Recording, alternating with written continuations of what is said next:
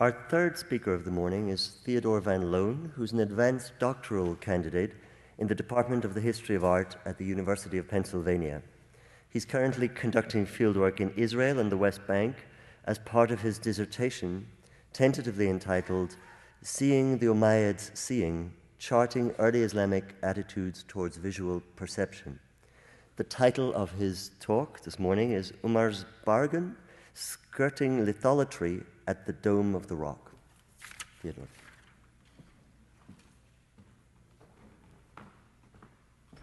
Hello, everybody. First off, I'd like to thank the organizers for inviting me to speak and to Barry for moderating. Okay. I want to begin with a particularly spellbinding excerpt from Marguerite Gauthier van Bersham's lengthy analysis of the Dome of the Rock's mosaics, appearing in K.C. Cresswell's Early Muslim Architecture. At first, the visitor, ignoring all details, is spellbound by the charm of a symphony of lines and colors, which the subdued light envelops with mystery. It is only after having wandered about for a time, as in a dream, that his eye, attracted by the glistening of the gold mosaics, is astonished at seeing so many diverse motifs gradually arising out of the surrounding shadows. Gauthier van Bersham speaks of a visual program that reveals itself to the viewer over time. At first, it appears to be multi-textured and relatively uniform under the dim glow, but then begins to display its discrete forms only to those who have invested considerable time in their viewing. This paper is a chronicle of my engagement with one of these motifs, a dark-colored circular mosaic disc with an inscribed gold-colored star.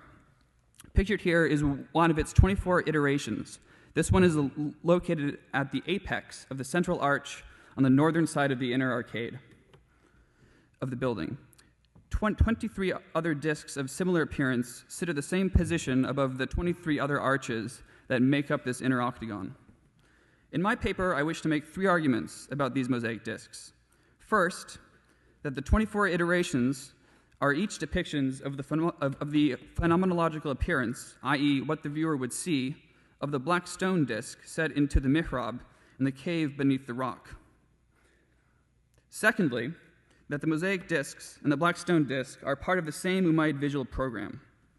And third, that the visual relationship between the black stone disc in the cave and the mosaic discs in the inner octagonal arcade is in fact a highly sophisticated commentary on litholatry, stone worship, and on the nature of visual representation itself.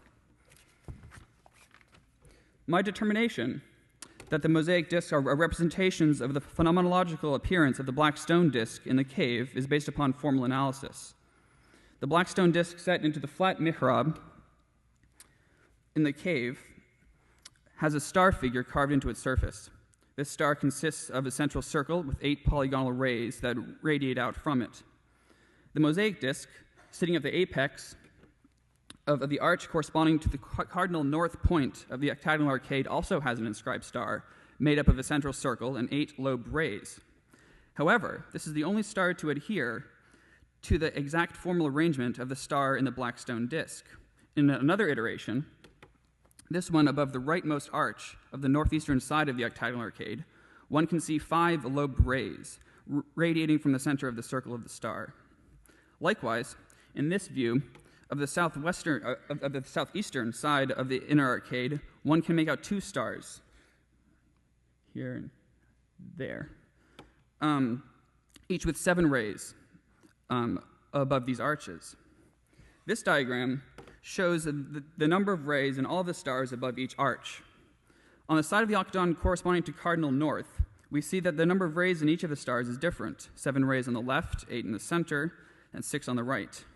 Above the arches on the northeast and east side of the octagon, all the stars are made up of 5 rays each. The mosaic discs above the arches on the southeast and south side are all made up of 7 rays. The southwest side, the south and west sides, all have mosaic discs with 6 rays, with the exception of the disc above the right-hand arch on the western side, which has 5. And this matches the number of rays in each of the stars above the arches on the northwestern side of the arcade. I'll return to what these irregularities in ray number might mean later in my talk. The other notable irregularity between the mosaic discs in the octagonal arcade and the stone disc in the cave is the color used to depict the star.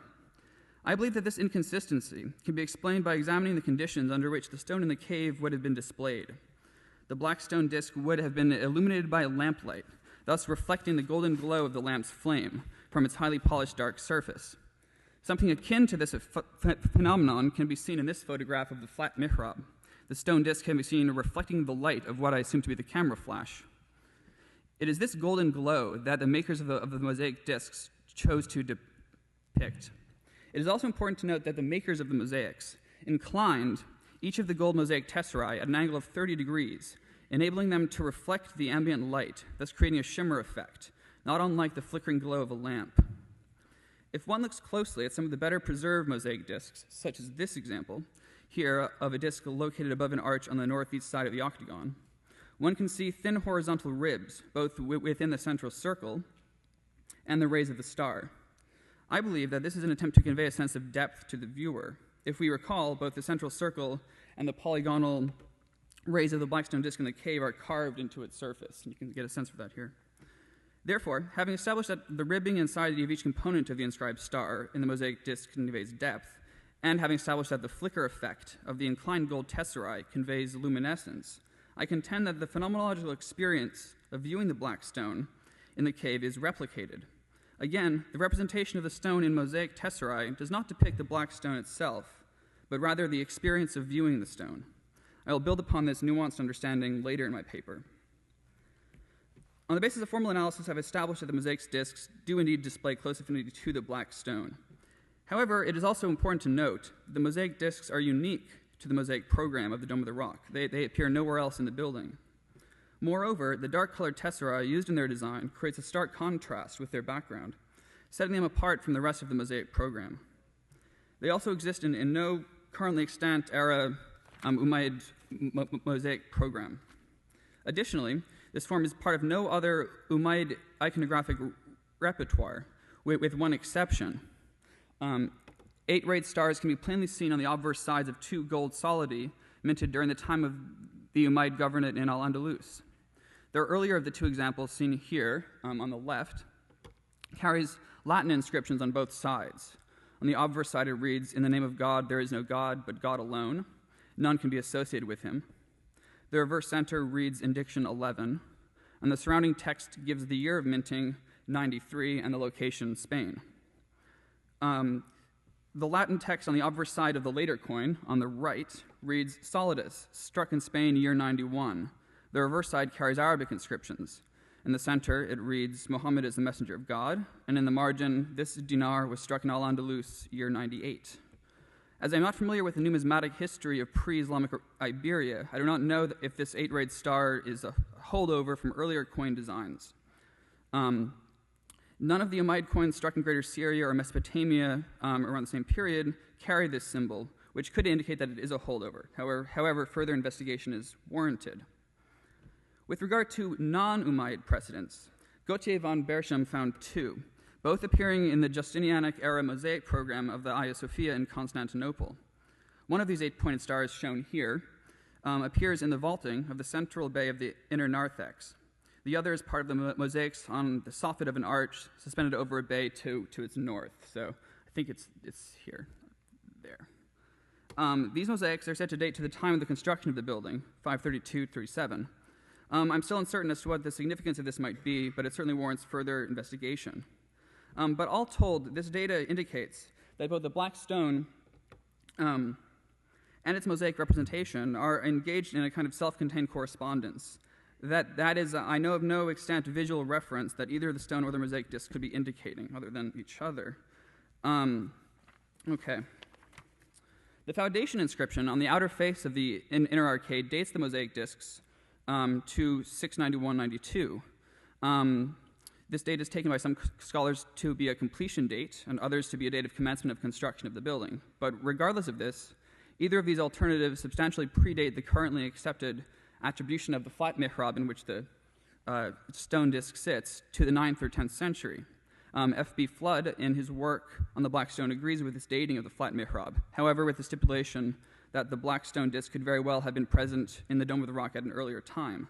and then only later set into this place. However, as I seek to bring the black stone disc into conversation with the Umayyad period mosaic program, further discussion of the flat mihrab's attribution to the 9th or 10th century is warranted here. In a brief excursus in early Muslim architecture, Cresswell dates the mihrab to the Umayyad period, claiming that it is the oldest mihrab in Islam. He claimed that the vegetal line ornaments seen at the bottom of this milestone, within the rectangular frame and arch of the flat mihrab, was reminiscent of ornament appearing at the base of an Abdul Malik milestone. Secondly, he characterizes the script of the inscription on the crossbeam and its surrounding rectangular frame to be archaic Kufic. Eva Baer and Estelle Whalen have contested this attribution by both countering his claims and supplementing their arguments with more detailed analysis of other motifs found in the mihrab. Baer and Whalen analyzed the script used to create the Shahada on the crossband and conclude that the arching of the ligature between the lam and the ha and the first Allah, which is seen on the far right of your screen, only began to come into fashion in the middle of the 9th century. However, this phenomenon can be plainly seen on the obverse side of an anonymous dirham from Kufa, right there, struck in the year 79 Hijra. This could cause one to doubt Baer and Whalen's certainty. Unfortunately, the epigraphy that appears on the outer rectangular frame of the mihrab, you see a bit of it here, is in a poor state of preservation and lacks evidentiary value. Baer and Whalen also employ stylistic analysis to support their position. I won't rehearse their claims in their entirety, but to summarize, they relate motifs like the roundels and tear-like lozenges in the spandrels of the flat mihrab to motifs appearing in the original mihrab in the Mosque of Ibn Tulun in Cairo, dated to 876-79. However, Baer observes that similar roundels can be found on 6th and 7th century Coptic stela. In my opinion, this fact would make me reluctant to establish the founding date of the Mosque of Ibn Tulun as a terminus postquem for the construction of the flat mihrab. An excerpt from al-Balathari's Fatul al-Buldan, recounting renovations to the Prophet's mosque in Medina in the time of Umayyad Caliph Walid I, would support my reluctance. I quote, Al-Walid wrote to Umar, son of Abdulaziz, his governor at Medina, ordering him to demolish the mosque and reconstruct it. He had money, mosaics, and marble sent to him, and 80 Rumi and Coptic craftsmen, inhabitants of Syria and Egypt. If Coptic craftsmen from Egypt were deployed by the son of Abdul Malik to assist in the renovation of the Prophet's mosque in Medina, then presumably it would not be far-fetched to claim that they could have been deployed to assist in the construction of the Dome of the Rock. They would have brought with them the very same artistic traditions that were then later employed in the construction of the Mosque of Ibn Tulun. Therefore, I certainly agree that the Mosque of Ibn Tulun and this flat mihrab share a stylistic lineage, but this does not necessarily support the assertion that the flat mihrab must have been made after the mosque. By casting doubt on the attribution of the flat mihrab to the 9th or 10th century, I do not wish to make the case for an absolute Umayyad dating, but rather to loosen rigid chronological restrictions. This grants me the flexibility to discuss a built-in visual environment that effectively brings the black stone and the dark mosaic discs into visual conversation with one another. F.B. Flood, in a far-reaching study, affiliated the black stone in the cave with other black stones discussed in later textual accounts. These other stones, one located in the Prophet's mosque in Medina and another inside the Kaaba in Mecca, were each said to commemorate locations where the Prophet prayed.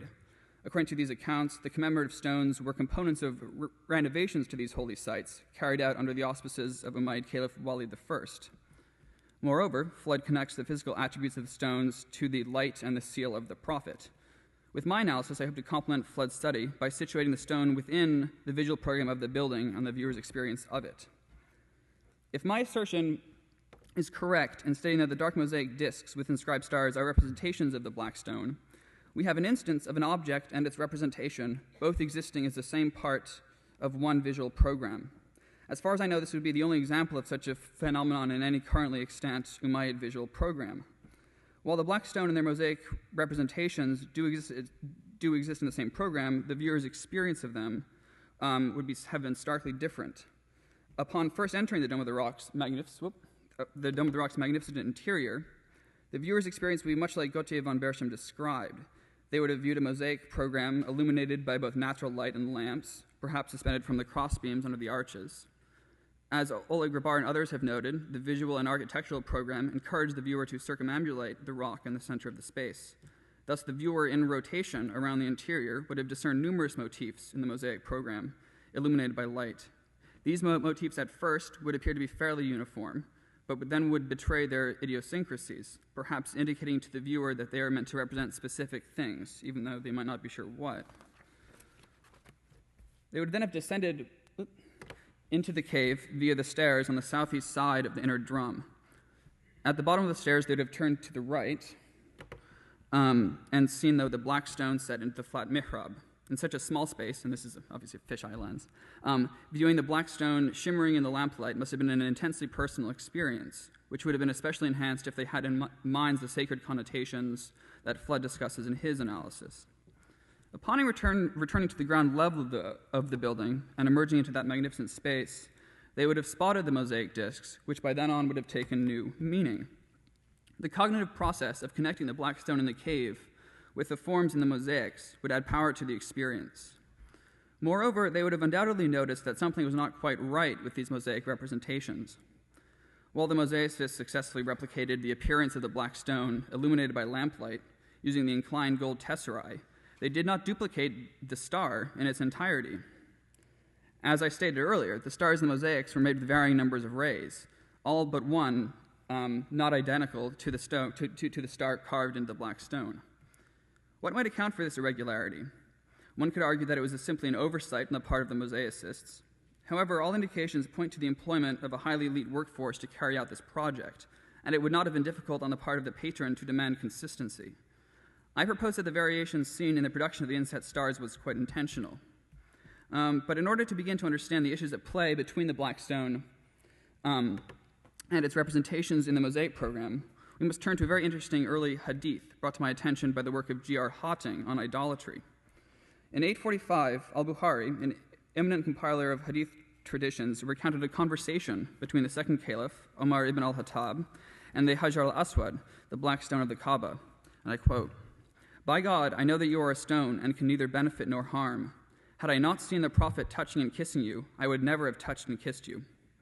Omar denies the stone the agency to do good or evil, but calls for its continued reverence by the nascent Islamic community, as he had witnessed the Prophet Muhammad revered in the past. By attributing the sacred value of the stone to an act of reverence upon it rather than its own materiality, Omar inoculates his followers from the dangerous act of idolatry. The viewer is asked to behave akin to a sinful idolater in order to venerate the past behavior of a revered figure, rather than venerate the stone itself. I believe that Omar's bargain with the Hajar al-Aswad, as seen in the Ṣaḥīḥ, is also reflected in the relationship between the black stone disc in the cave and the mosaic disc on the inner octagonal arcade. The manner in which the stone is depicted in the mosaic discs is not the stone itself, but rather a rendering of how the stone would have appeared to the viewer in the cave. Thus, what we have at the apexes of the arches of the inner octagonal arcade are representations, in effect, recollections of a sacred gaze. The viewer of these images would be incited to recall not the stone itself, but the act of seeing the stone, thus fulfilling Omar's bargain, but not with an object of tactile veneration, as in the case of the black stone in the Kaaba, but with an object of visual veneration. I now turn to the differing number of rays in each rendering of the stars. I submit that this is not an accidental occurrence, but rather displays a sophisticated attitude towards the nature of visual representation itself, an attitude that is closely related to Omar's bargain with the Hajar al-Aswad. As the viewer circumambulates the space between the inner drum and the inner octagonal arcade, they see a star change shape. The mosaic stars set the black stone star in the cave into motion, put it into animation, and effectively destabilize its image. The Umayyad makers, in a sense, get the best of both worlds. They successfully venerate the black stone in the cave, monumentalizing its form, but they also undermine it, so that their venerative act is not an idolatrous duplication of the stone in decadent mosaic tesserae. The stone is deemed worthy of visual representation, but only to a certain limit. By creating variation in the forms of the star and its various iterations in the mosaics, the makers of the Dome of the Rock proclaimed an intentional indifference to the form of the black stone disc, thus claiming that the black stone in the cave was a mere object whose form itself was not to be venerated in its entirety. For as Umar says, By God, I know that you are a stone and can neither benefit nor harm. To conclude, I have brought together two relatively small components of the Dome of the Rock's incredibly rich program into visual conversation about the nature of visuality itself. What exists between the black stone disc and the cave, and the 24 iterations of it in the mosaics of the inner octagonal arcade, is in fact but one part of a highly sophisticated discourse about visuality undertaken by Umayyad patrons of art and architecture. In order to access these discourses, one must engage in close looking and close examination of forms, but in doing so, never losing sight of the synthetic visual environment in which each of these forms inhabit. One must also turn to later textual sources like the Ṣaḥīḥ, not to be used as direct ciphers of mysterious visual forms, but rather as indicators of parallel discourses happening within other fields of cultural production. It is often thought that the style and iconography of Umayyad art and architecture were constituted by the reconfiguration of late antique forms to suit new purposes brought on by shifts in religious beliefs and practices and political ideologies on the part of its makers. Through my analysis, I hope to emancipate Umayyad visual culture from this frame and permit it to give us new insights into the attitudes about visual perception held by its makers, patrons, and viewers. Attitudes that are quite essential for us to understand if we are to conceptualize the beginnings of Islamic art. Thank you.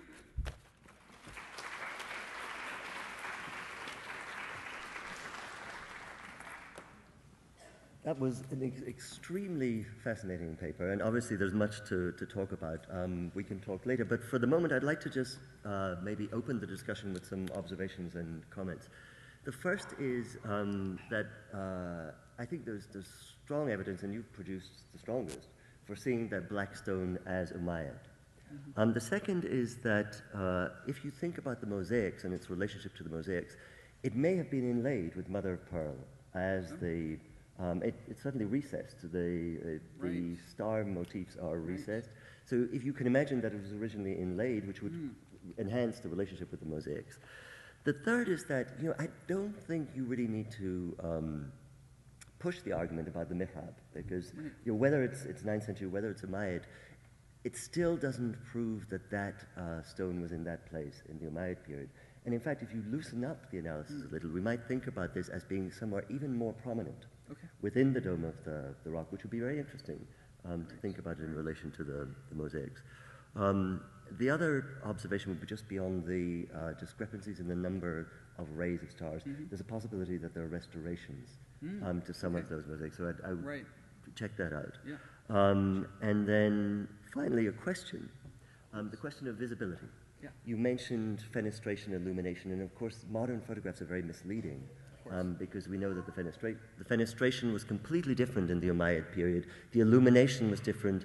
These things are elevated. So I wonder, how visible would they have been to... Well, I mean, the one caveat is I have yet to experience the space itself, but I can't speak beyond the photographs I've seen. That's sort of the irony of the situation. But this is, of course, the problem with the entire decorative program. Absolutely, absolutely, yeah. Other questions? Jerry? I would only add to Barry's comment about, in a sense, dropping the whole issue of the framing device. The form of the shahada that you point to is not one that appears in the Dome of the Rock or on the dinars and dirhams of the Umayyads. Okay. The dating thing, basically what I wanted to do was, as I said, give myself some leeway and flexibility in discussing these things as parts of the same visual program. But I also was very interested in this space of the cave compared to the space of the upper interior, and placing the black stone disc within the cave, within this personal space, and contrasting that with the monumental space above, I thought was very interesting. But thank you. Thank you. It was an interesting paper. I'm not entirely convinced by your dating of the mihrab, but I think Barry was right. We could loosen that up and still not take that away. But I wanted to bring another source of information to your discussion, and that is stars are very common in the Umayyad repertoire in Quran manuscripts. where they are added at this time to divide 5 and 10 verses. And these ones have been shown, I think, pretty conclusively by François de Roche to be part of a concerted program at the Umayyad period at this time. So you got a lot of comparanda you could go look at there. Fantastic, thank you. If I could just add to that, in fact, the mihrab in one of the Sana frontispieces has a 6 or 8 pointed star in it, and a disc within it. So. To follow that question, thank you. It was really a fascinating paper. I'm wondering, within this context, whether you would interpret that star within Ayat an-Nur, and from this, just the interpretive stance of the star. Would it be perhaps in the mihrab a stand-in for the divine? And if we are to maybe interpret the star as an ayah, or a sign of God, what other possibility would it give us to interpret the received paradigm for the interpretation of the mosaic work in the Dome of the Rock? Might it add a more cosmic interpretation rather than perhaps some spolia, crowns, and so on? I'm wondering how you might interpret the star and how it then expands and challenges received knowledge on the mosaic program. Right. I mean, with his business of interpretation of meaning, I mean, I've sort of deliberately in this paper, as you can see, sort of focused on, you know, the phenomenological experience of the space. And actually have sort of put, as you know, many of the issues that Barry talks about in his article on the Black Stones get into these ideas. But in this period, it's so hard to, you know, try to affiliate specific meanings with individual forms. Almost to the point where, you know, we've reached kind of an impasse there. And what I wanted, I mean, what my work seeks to do really is to sort of, you know, table those questions for the moment in a way, and sort of, you know, just deal with, you know, these spaces themselves and how the viewer would experience these spaces and these forms. Yes, that's how I would address that. But yeah, I mean, thank you. Hi. I was wondering if you could elaborate at all with your study of visuality, the way you think these images would have been received in terms of the way people thought about the active vision or the active sight, whether the light from the gold mosaics would have been seen as penetrating the viewer's eyes. It was I know in later periods that was the way that sight was often interpreted, or if you thought that it would be more purely evocative of the experience in the cave. Yeah, well, I guess I should point out that, I mean, in the Umayyad period, we have very little discussion of sight taking place in you know, textual. I mean, there are no textual. We have a source problem in terms of the kinds of sources we can look at to answer the kinds of questions that you have. They're very important questions. But I feel that, you know, in a certain way that the Umayyad period is liberating to the extent that, you know, what we have to work with, you know, are the forms themselves, and in a sense to use the forms as, you know, concretized versions of these discourses that would be happening within other fields that we don't have access to simply. Yeah. Thank you. I'm afraid we have time for just one more question. Okay. This is going to be very quick. Thank you, first of all. That was really interesting. I'd like to point out something that you may have already come across, and again, it may be so ubiquitous that it's not really relevant for the discussion. Okay. But I recall coming across a description of very similar star-like / rosette forms that were closely associated with a bracelet worn on the wrist of the Sasanian ruler, and according to the analysis I read, was specifically associated with it was an identifier of royalty. So the use of this motif in that specific location, and you know, the clear references, at least in the pre-Islamic Sasanian period, and its association with royalty might be something you want to consider chasing down. And I'm wondering if it might be relevant at all for your work. Thank you. Yeah, thank you. Yeah, I actually haven't come across that. So, yeah, I mean, this sort of brings me an opportunity to discuss this issue of, you know, of influence, right, and the relationship between Umayyad visual culture and the late antique period. I think sort of before, you know, I want to sort of chase these trajectories down. You know, it's really important to sort of, you know, again, to understand this material as it existed for the viewers then. and to understand their visual environments. So thank you very much.